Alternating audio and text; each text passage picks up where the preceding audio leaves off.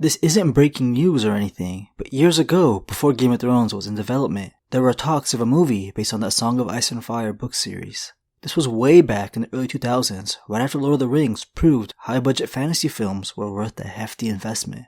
I've never talked about it before, but find it a very interesting topic to discuss still to this day. Even with the Game of Thrones TV show, with 8 seasons, an obvious issue plagued the series. A lot of the slower moments that further developed the characters had to be cut along with minor plots. Imagine how much would have to be cut for a movie. It wouldn't even resemble the very detailed novels. When the author, George Martin, brought up this issue, he was offered the opportunity of having more films made if the first one was successful. That doesn't sound very reassuring for a person as successful and financially free as George Martin. He would want his story handled appropriately. During this time, a TV show with the budget of Game of Thrones was out of the question. If George Martin did agree to have this movie made, the entire first season, so like 9 hours worth of story, would have to be crammed into a 2.5 hour movie. Ned Stark's death wouldn't be anywhere near as impactful, because George Martin believed the movie would only focus on either Daenerys or Jon Snow. Like the show, it would likely end with the birth of Dany's dragons. If it were to follow The Lord of the Rings' lead and make a trilogy, I think it would follow George Martin's original manuscript. He originally planned to only make A Song of Ice and Fire 3 books in the early 90s, but you know how things go. The first was going to focus on the Stark and Lannister conflict. The second was Daenerys' invasion, and the last was about the real lurking threat of the Others, or White Walkers. All of Daenerys' adventures out east would be cut out, so no slaver cities where she learned how to be a ruler.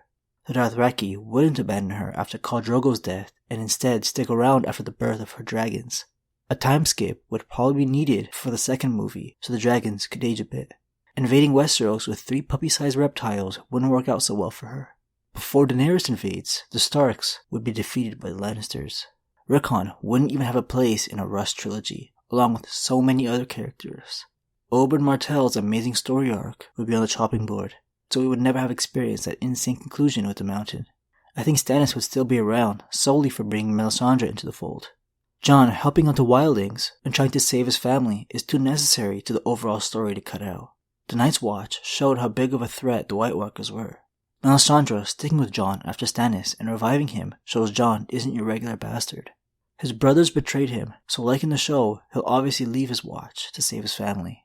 They can't cut fan favorites like Arya and Tyrion, but their roles would be reduced to minor characters. There would be no time for Arya and the Hound's adventures. After she witnesses Ned's execution, she would have to immediately save Jaqen and Hagar so he could personally take her to Braavos, where she would train under the Faceless Men. Her training arc was a little slow in the show, so it would be better to just have it happen off screen for a movie. She can be absent for the second movie, kinda like how Bran was for a season, and then return in the third and final movie to kill off the Freys for what they did to her mother and brother. Tyrion having a reduced role would mean he wouldn't travel to Essos and instead join up with Daenerys as soon as she lands in Westeros during the second movie. I guess that wouldn't be so bad because his best moments weren't in Westeros. Theon and the Greyjoys won't be missed because they definitely wouldn't have a place in a movie adaptation. The Greyjoy uncles have very interesting chapters in the later books, but just look at what happened when they tried to adapt it into Game of Thrones. I don't even know what to say about the show's version of Euron. Better to just cut that all out. The more I talk about this, it starts to become clear George Martin made the right decision. This would be a real messy adaptation. The moments we had with Arya and the Hound, along with Oberyn's hunt for revenge on the Mountain, are some of the best and most memorable in the series. It just wouldn't have the same magic without it. The second movie would have to end with the wall coming down, just like the season 7 finale, for that awesome cliffhanger. But that would mean the Night King would already have taken one of Dany's dragons. The only way that would work is Dany flying over beyond the wall to check out the threat for herself before conquering the 7 kingdoms.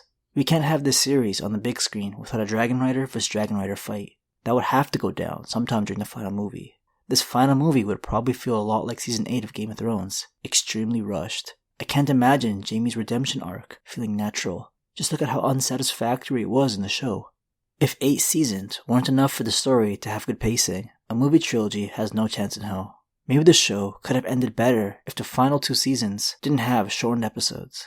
While all the other seasons had 10 episodes each, the last 2 had 7 and 6. This wasn't a budget issue either. The show creators just believed that's how much story was left to tell. Judging by the huge fan outrage, I'm not the only one who disagreed. So a movie or trilogy would be a complete train wreck. I don't think even a single movie would be enough to adapt Robert's Rebellion that happened like 15 years before the start of the main series. That chunk of lore is so detailed, I think there's enough story in there for 2 movies. The first one can end with Ned, Robert, and John Arryn deciding to rebel, and the second movie could end with Robert's coronation. The demand is so high to see this prequel on the screen that I'm sure HBO is still considering it even after they announced the prequels currently in development will not be about Robert's rebellion. But those are just some of my thoughts on this cool little topic. Hope you guys enjoyed this video. I'll see y'all soon. Thanks for watching.